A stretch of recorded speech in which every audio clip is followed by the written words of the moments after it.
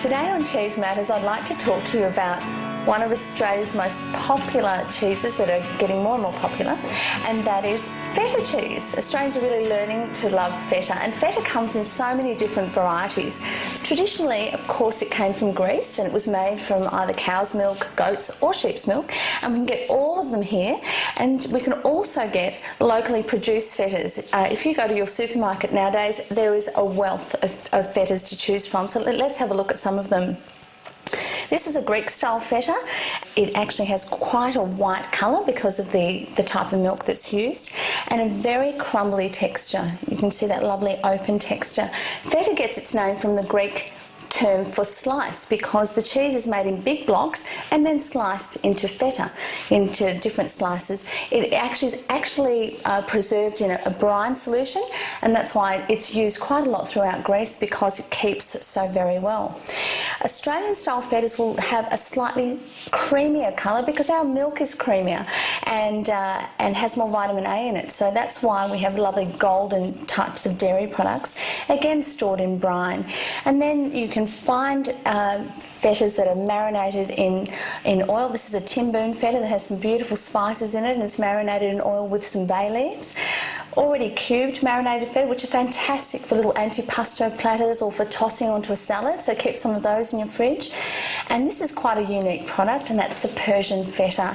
Persian feta is really soft and succulent and creamy. It's in a nice rich olive oil with lovely herbs such as thyme and some peppercorns through it, and really you can serve that almost in place of dip in a nice little bowl with some crusty bread on the side. For convenience, you can also find feta that's already crumbled and comes in a nice little container for you. So look out for all the different varieties of feta in the supermarket. So let's make something fabulous with feta. These are scrambled feta eggs with a tomato and basil salsa, and yes, feta is fantastic at breakfast time. So the first thing I'm going to do is actually make our little tomato and basil salsa, which is just a little fresh sauce that we can put on top. So just one beautiful vine-ripened tomato. So I'm just going to roughly dice that up. You don't need to be too fussy about it. These are beautiful juicy tomatoes.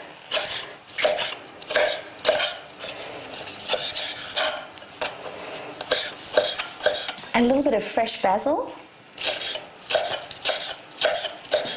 I'm not chopping that up too finely. I actually want it to be quite chunky. So pop that into the bowl, and we're going to add just a little bit of olive oil, just to glisten it up a little, and some salt and some pepper. Now I like to do this first because as it stands while you're cooking the rest of the dish, all the flavours start to meld, and the salt really brings out the juices of the tomato. I'm just going to make a little bit of toast.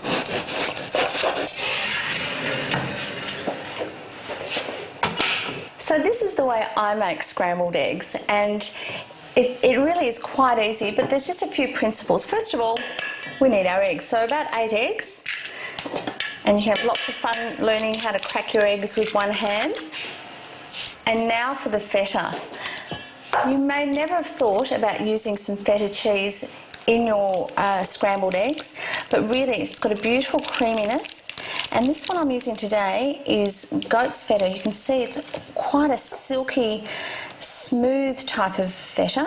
It's actually made in the Danish style rather than the Greek style, which is a lot firmer, but it does crumble quite nicely too. So I'm just going to give that a little bit of a crumble. You can just do it with your fingers or use a fork if you like. So in with the eggs and give them a little bit of a whisk. So this is a South Cape goat's feta I'm using today. And just a little bit of butter in the pan, and I always use butter for my scrambled eggs.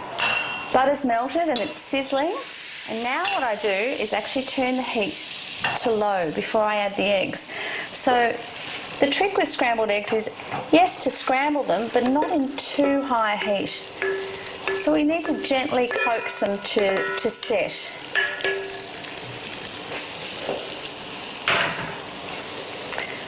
Stir gently around the edges.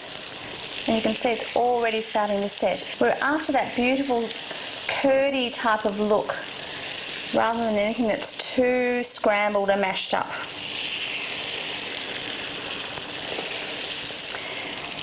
But be vigilant, don't walk away from it, because you will end up overcooking it and you'll get dried eggs, which are not great.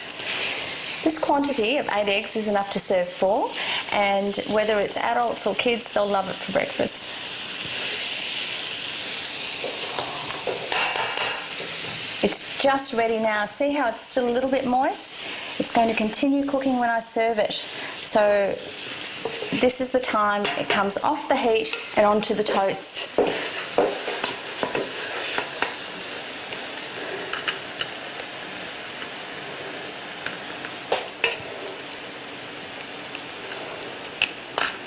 It's looking good.